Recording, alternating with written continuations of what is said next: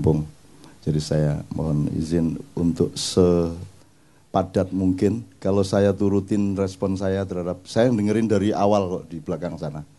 Jadi saya bersyukur malam hari ini Anda berlangsung. Saya lihat ini tidak bisa terjadi kalau tidak suci Anda semua. Mungkin kalau fisiknya nggak suci lah, tapi kalau sedang nggak suci, tapi hati Anda suci. Pikiran Anda suci, kalau tidak suci Anda tidak bisa bertahan lebih dari 2 jam. Dan saya bersyukur Indonesia masih ada KC yang tidak ada di seluruh dunia kecuali di Jakarta. Yang gitu. Pertama. Yang kedua gini, dan kafir sama ateis itu nggak sama. Ya, nah, Dadang kemarin ngaku kafir, sekarang ngaku ateis. Berarti dia tidak ngerti kafir, tidak ngerti ateis, sehingga tidak sah pengakuannya sebagai kafir maupun sebagai ateis. Itu menyebabkan dia tidak ada masalah sama Allah. Allah yang mengatakan, oh Dadang ngomong apa ora paham gitu. Jadi gini, dan kalau kafir itu ada Tuhan tapi diingkari. Tapi kalau ateis, Tuhan nggak ada. Ada Tuhan tapi disekutukan, tuh namanya syirik atau musyrik. Kalau ateis itu nggak ada Tuhan. Pokoknya dalam diri seseorang Tuhan itu nggak ada. Itu namanya ateis. Nah, jadi kalau Anda mendengarkan Dadang, Anda harus mengerti makomnya. Dia itu mataul gurur, dia itu hiasan di bumi, ya. Jadi yang penting indah dan menggembirakan. Tidak usah diukur ini Mas Murni apa KW4, enggak benar dah. Pokoknya yang penting Dadang menggembirakan. Ada seorang senior ateis juga, senior ateis di Jogja, namanya Pak Azadi Siregar, Bang Hadi, yang nulis Cintaku di Kampus Biru, itu juga sehari-hari selalu menunjukkan, memberi kesan kepada setiap orang bahwa dia tidak percaya Tuhan, bahwa dia bukan Muslim. Justru karena dia sangat Muslim, maka dia menyembunyikan keislamannya. Bahkan dia mengatakan di Katipiro dalam sebuah diskusi, dia mengatakan, kan Muhammad bilang kalau tangan kanan berbuat baik, tangan kiri jangan sampai tahu. Bahkan kalau sholat jangan sampai ketahuan Allah. Dia bilang gitu. Bang ojo banter-banter di obong omahmu, saya bilang gitu kan. Terus kemarin saya ketemu lagi, saya bilang, Bang, tapi bagaimana mungkin sholat terus Allah sampai nggak tahu? Allah kan maha tahu. Oh iya ya, Allah maha tahu ya. Jadi setiap kali Allah, waduh tahu ini, nggak jadi. Allahu Akbar, wah ketahuan, dia maha tahu nggak jadi. Akhirnya nggak ada alasan untuk sholat. Karena dia mau ikhlas sholat, jangan sampai ketahuan. Saya sholat tuh ya sholat, titik. Jangan sampai tahu siapa-siapa, Allah pun jangan sampai tahu. Tapi karena Allah maha tahu, dia ingin Allah, waduh ketahuan nggak jadi. Akhirnya nggak sembahyang seumur hidup. Nah Dadang itu sejenis itu. Dadang itu pokoknya cari akal bagaimana supaya Tuhan tidak marah ketika dia tidak sholat, tidak puasa, bilang dirinya demi Tuhan saya ateis, segala macam itu kan tidak akan diterima Tuhan. Dan kamu tidak akan saya akui sebagai kafir, tidak akan saya sebagai ateis. Wong tidak logis sama sekali kamu itu. Ya sudah sana masuk surga kamu, kan gitu. Karena tidak ada alasan masukkan neraka. Apanya yang dosa apanya? Sudah miskin, kurus. Bagaimana mau memberi rizki, wong dia kemana-mana cari rizki kan gitu kan. Ya, tapi tenang dang ya, beres dang ya. Gitu. Jadi Dadang itu hiasan hidup. Anda harus melihat dia sebagai sumber kegembiraan itu pertama. Jadi gini Mas, gini aja. Sebenarnya nanti saya akan ngomong asal kenapa kok ada judul ini. Singkat kata asal usulnya itu Kadipiro, pusatnya Ma'iyah, koordinatornya itu kasih saran. Lingkaran-lingkaran Ma'iyah di Purwokerto, di Pemalang, di Semarang, Surabaya, Jombang, Malang, Jakarta dan semuanya itu diminta untuk 2 hal. Yang pertama, mengungkap kembali makna sejati dari Al-Quran mengenai jihad dan syahid. Syukur ada istilah-istilah lain, termasuk Islam itu apa, syirik itu apa, bid'ah apa, kalau bisa dielaborasi kembali, karena sudah dibiaskan dan dimanipulir habis-habisan. Nah sekarang Anda tahu orang bilang Allahu Akbar untuk nembak, Allahu Akbar untuk membunuh. Dan sekarang orang juga untuk menandakan Islamnya kan setiap kali masa ada. supaya ketok Islam gitu kan. Dan gak karu-karuan. Istri saya Mbak Via ke Bandung, dijebak oleh temennya, ternyata ikut pengajian ibu-ibu. Terus ibu-ibu tanya, loh Mbak Novia tinggal di mana? Di Jogja Bu. Subhanallah di Jogja. Bojoku bingung hubungannya Jogja karo subhanallah itu apa? Tinggal di Jogja kok subhanallah itu loh. Ki podo lah iya. Kok tinggal di Jogja kok subhanallah, itu sama dengan di TV. Ibu kok bisa di depan HI ini, aslinya saya dari Magelang Pak. Luar biasa dari Magelang. Loh dari Magelang kok luar biasa gitu. Di Indonesia ini nanti saya akan ngomong, udah nggak ngerti bedanya permata dengan batu. Udah nggak ngerti bedanya emas dengan kerikil. Ini kunci malam hari ini. Ya, kuncinya, tapi nanti dulu. Jadi kita kembali ke subhanallah tadi. Jadi setahu saya subhanallah itu kan mengingat kesucian Allah. Maka alasannya adalah kalau kita melihat sesuatu yang kotor, kita sebut kesucian Allah, kan begitu. Ada orang korupsi subhanallah, karena korupsi itu kotor. Kalau alhamdulillah jelas lah, ada cewek cakep, alhamdulillah, gitu kan, peres, gitu. Padahal melenduk, ya. Gitu. Alhamdulillah. Terus engko jadang mana cak alhamdulillahnya, gitu kan. Kalau apa Ustaz? Kalau astagfirullah jelas kita menemukan yang kotor dan buruk dalam diri kita, maka kita bilang astagfirullah. Jelas, simple.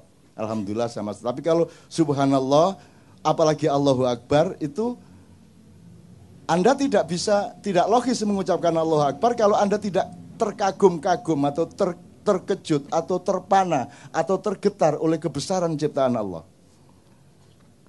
Jadi gak iso demo Allahu Akbar. Lah apa ke demo Allahu Akbar? Lah apa rek aku sebut-sebut rek Gusti Allah dari langit ngomong gitu ngene. Lah apa aku sebut-sebut iki?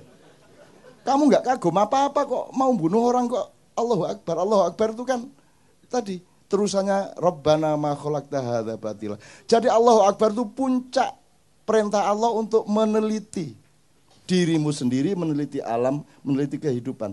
Terus kamu menemukan kekaguman-kekaguman luar biasa, ya Allah, aku ini sudah mau jual rumah, udah nggak punya harapan.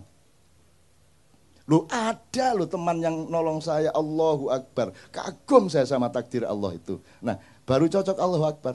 Maka kalau kamu Allahu Akbar, Allahu Akbar, Allahu Akbar, itu kamu disuruh meneliti 1 bulan, maka iktikaf 1 bulan, berpuasa, mengambil jarak dari materialisme, mengambil jarak dari mainstream. Kamu selama berpuasa, akhirnya kesucian dirimu itu menemukan hal-hal yang dahsyat dari kehendak Allah dan ciptaan Allah. Maka kamu tidak sabar untuk menunggu mengucapkan Allahu Akbar gitu.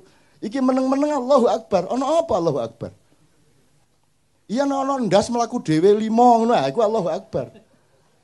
Apa kaki 1000 tadi ada memedi 1000 sikil 1000 melaku ganti awak itu. Utawa ana tangan ngene iki karo nyekel nyekel dekmu iki ya. Di kamar ngene iki. Dan seterusnya lah gitu ya. Tapi saya enggak akan berpanjang, tapi intinya kalau kembali ke Mbak tadi, dia kan juga memaksudkan bahwa sesungguhnya Islam itu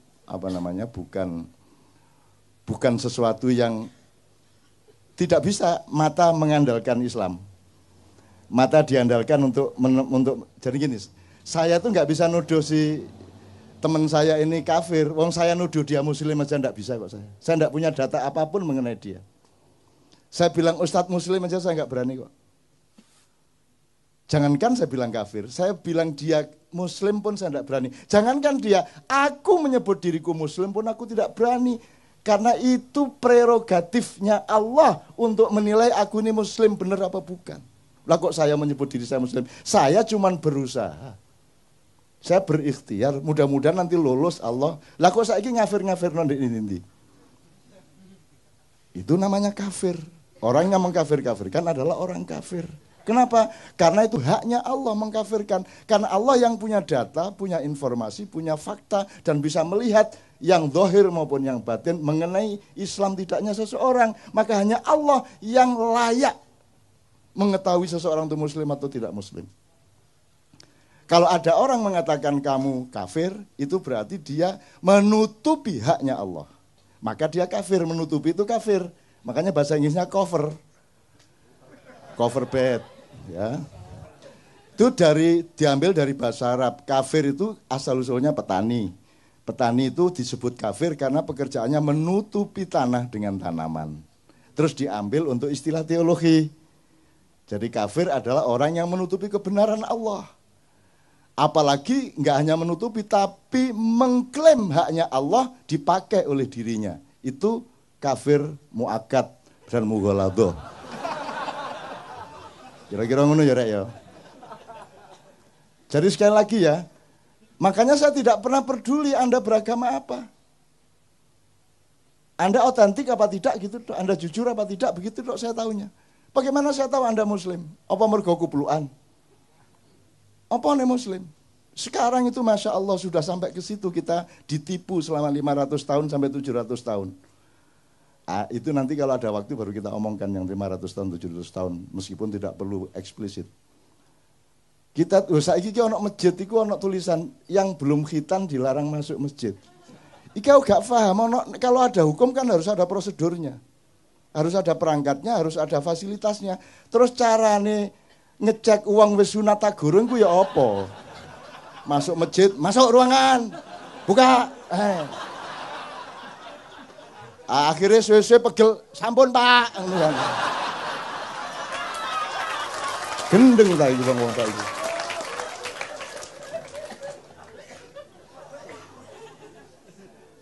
Ini kalau diperlebar banyak sekali ini, tapi saya mohon maaf kepada MUI, saya mohon maaf kepada teman-teman yang lain. Saya bukan apa, saya cuman urun logika, urun akal sehat.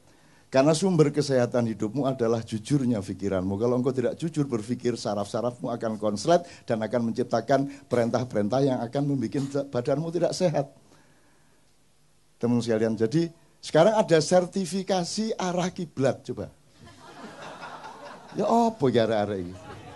Iya kok kiblat itu jelas. Mana ada orang sholat di Indonesia ngadep kiblat? Nggak ada. Ngadep ke barat, miring ke utara 24,5 derajat. Tapi nggak menghadap kiblat. Kiblat di sana kok.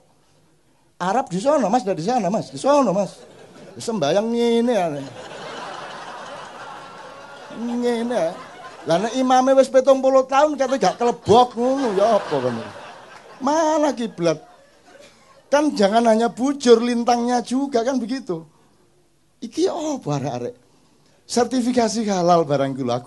Aku setuju aja dan seneng ada dana banyak yang masuk dari sertifikasi halal. Cuman kan nggak masuk akal.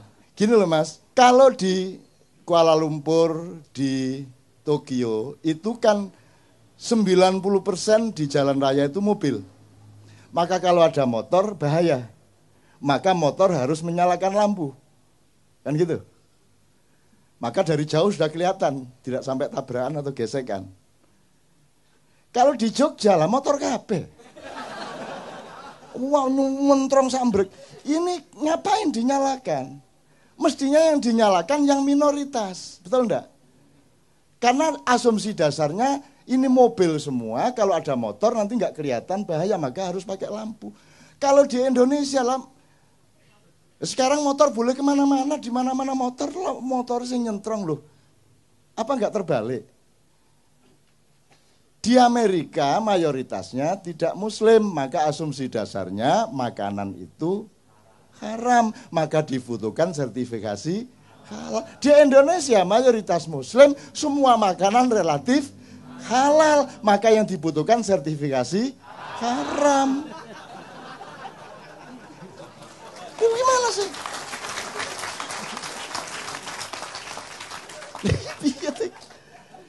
Ya tapi tidak apa-apa, wong dia ndak ngerti. Tuhan bingung, waduh nggak paham. Engkau nyun sewu ketua MUI, kamu kok bikin begini? Kenapa?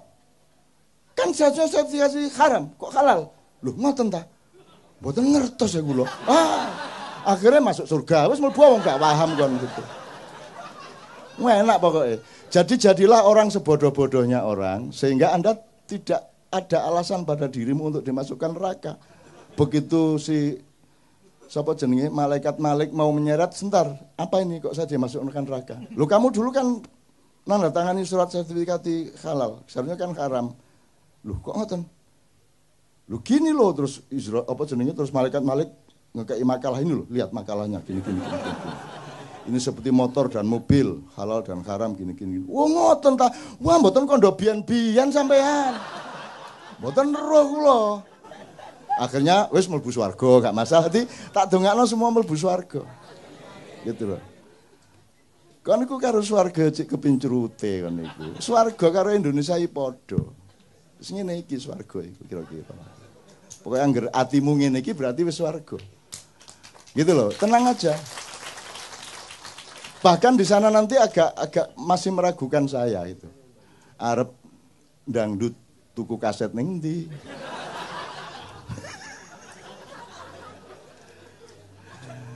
Wes nonton TV masa ono siaran TV ndek swarga gitu kan. Enggak, maksud saya itu mbok fokus sama Allah aja. Kalau Anda cari surga mungkin dapat surga, tapi belum tentu dapat Allah karena Allah nanti menjebak kamu. Alah kamu lak cari surga ndak cari aku. Jadi Tuhan malas betul masuk ke surga. Mana kok Tuhan ndak ada di surga ini? Terus karena orang bertahun-tahun kena untuk apa kita di surga tapi tidak ada Allah? Sia-sia ngono kabeh ngomong terus Allah ngangguk teko cendela, lah kon lak ndolek swarga gak ndolek aku. Wah. Salah. Kalau kamu cari Allah, hadiahnya surga. Jadi cari Allah aja. Ruwet itu cari surga itu, ruwet. Udah enggak, cari Allah aja. Nah, oke, saya kembalikan ke kafir-kafir tadi gini.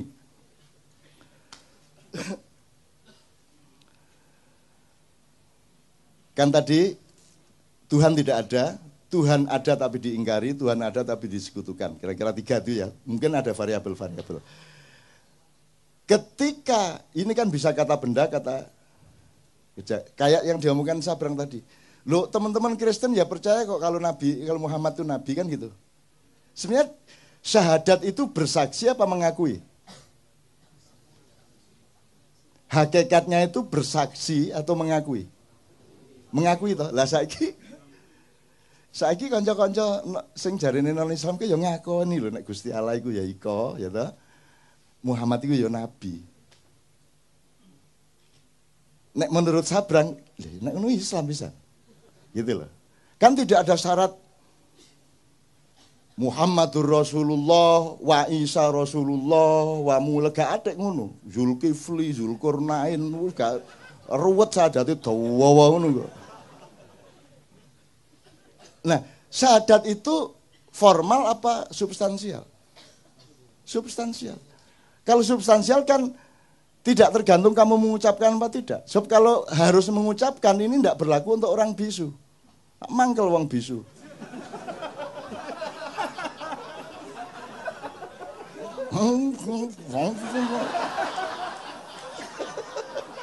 Kamu itu ya sadis.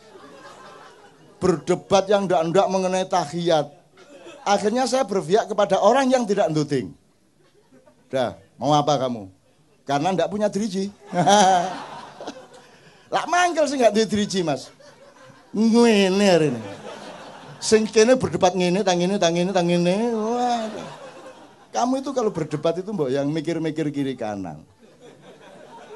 Ada jadilan, makan beling, makan padi, dimarahin, dibid'ahkan. Enggak ngasih makan nasi. Mbok daripada kamu membid'ahkan, bawa nasi bungkus. Anane kula mangan beling niki mboten duwe iso tuku sego, Pak. Timbangane sampean bid'ahno mbok sampean mriki nggawa sego ngono lho dul.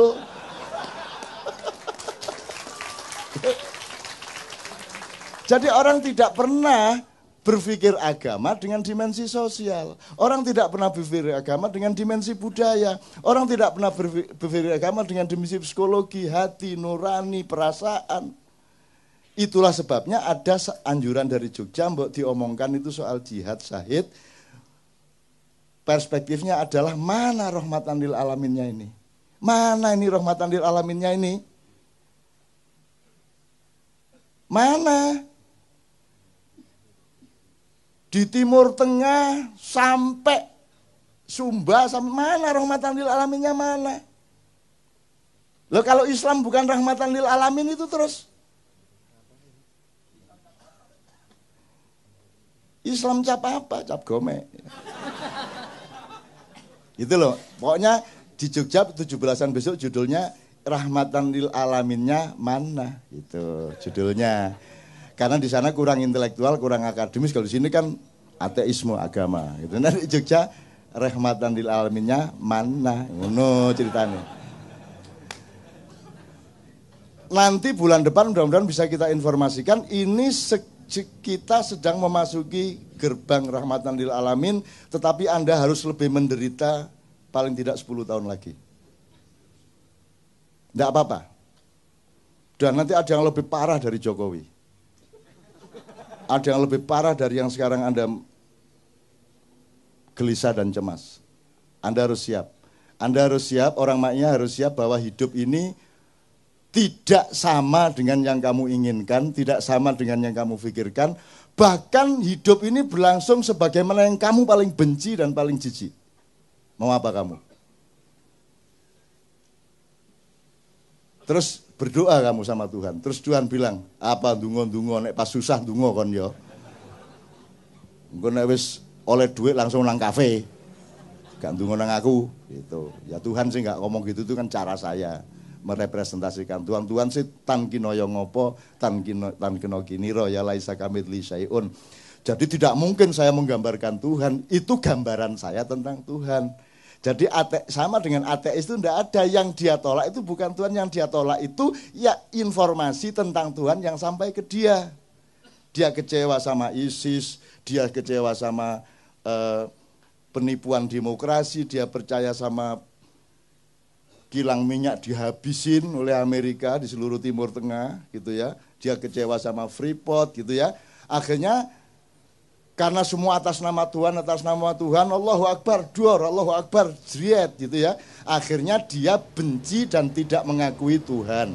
Yang diakui bukan Tuhan, yang dia akui adalah yang seolah-olah Tuhan yang sampai ke dia. Jadi cara orang Islam memperkenalkan Tuhan kepada dunia itu yang membuat orang di dunia menjadi tidak simpati kepada Islam. Kira-kira gitu loh Mas ya. Nah, kalau kita agak sedikit saja shortcut, misalnya kasusnya Tuhan tidak ada. Kalau di Indonesia kan ini tidak terjadi. Tuhan ada toh. Meskipun cuma diambil sifatnya gitu ya. Tuhannya juga agak sedikit tersinggung ini sama Pancasila. Loh ini kan satu-satunya negara yang bertuhan. Tuhan apa? Dari Tuhan gitu. Tuhan apa? Ketuhanan kok Tuhan. Emang sama putih sama keputihan. Enak aja loh gitu. Mana Tuhannya? Kan ketuhanan. Yang kamu ambil cuman sifatku. Tapi bukan diriku. Sana berdoa sama sifatku sana, tidak kepadaku. Wah, nek Gusti Allah ngomong piye? Kamu hanya suka manisnya tapi kamu tidak mengakui gulanya. Ngono rek. Kamu hanya butuh hangatnya tapi kamu tidak ingat listriknya. Kamu tidak ingat api. Ketuhanan diambil sifatnya tok. Ibarat sapi dijupuk buntute tok wancane dodol sop buntut. Dadi nek sapi liwat ketok crek gitu. Sapi liwat ketok gitu kan. Nyeneng wong Indonesia ini. Media masanya dia dulu tuh ya kerjanya motong sop buntut itu. Pokoknya dari sapi yang diambil buntutnya, kan karena yang laku buntutnya. Jadi dari wanita yang diambil pantatnya sama susunya. Dangdut kan begitu. Dangdut kan pertama penting pemain musiknya bareng-bareng, lama-lama untuk apa musiknya? Oh yang penting penyanyinya. Akhirnya musiknya cukup apa? Tape recorder ya gitu ya. Oke. Setelah itu lama-lama untuk apa? Penyanyinya, oh yang penting pantatnya. Goyang ini, goyang itu. Gitu. Akhirnya rainnya gak penting. Jadi suatu hari pertunjukan Danduki mek ono bokong tok kayak. Bokong. Ada bunyi musik terus bokong, muter. Terus enggak penting perutnya, enggak penting, pokoknya ono bokong. Jadi kita tuh makin lama makin memperhinakan diri, mempersempit diri, mengkotak-kotakkan diri seperti itu teman sekalian. Oke. Senenge oleh pokoknya. Lah ya daripada repot-repot tuh enggak penting kok, wajahnya Inul enggak penting toh. Dulu zaman awal dulu wajahnya Inul enggak penting kok, wajahnya kayak apapun enggak masalah, yang penting pantatnya ngebor. Kan begitu. Jadi nek ngono ya wis lah, bokong ae wis. Dadi nek iso TV ku pokoke nek syuting bokonge tok. Jadi bokong tok apik itu. Mbok sudah pragmatis seperti itu. Tuh. Nah, oke, sekarang agak lebih serius dikit. Saya coba potong-potong. Kalau Tuhan tidak ada kan tidak terjadi di Indonesia. Pokoknya ele-ele, pokoknya anggap Tuhan ada. Sekarang Tuhan ada tapi diingkari. Atau Tuhan dianggap tidak ada. Variabelnya ya. Kalau ada sebuah rapat anggaran dan Tuhan tidak diingat oleh orang yang rapat anggaran, berarti ateis itu rapat. Benar nggak? Kalau ada presiden mengambil keputusan dan selama dia memproses kemudian mengambil keputusan itu dia tidak melibatkan Tuhan sebagai pertimbangannya, berarti ateis dia. Karena ateisme itu sebenarnya adalah dinamika kata kerja.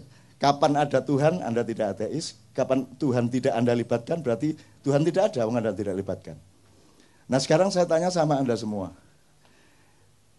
Kadar ateisme politik kita itu seberapa?